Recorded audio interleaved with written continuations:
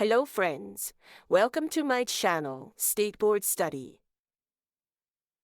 In today's video, I'm going to show what things to carry for SSC Maharashtra Board Class 10.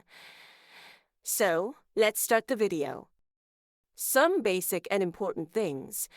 When you go to the examination hall, don't forget to take your hall ticket, and you should have 3 copies of the hall ticket at the home. If something happens to your original hall ticket, it gets torn, it gets damaged, then you should have a backup.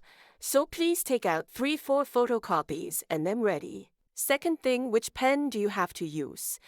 You can use blue pen, the pen with which your handwriting is good. That pen use, and at least take 3 pens. Take water bottle.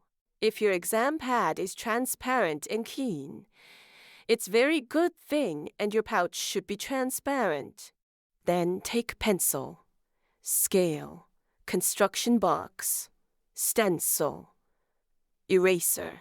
Those who are very worried about time, then wear watch. Thank you so much for watching the video.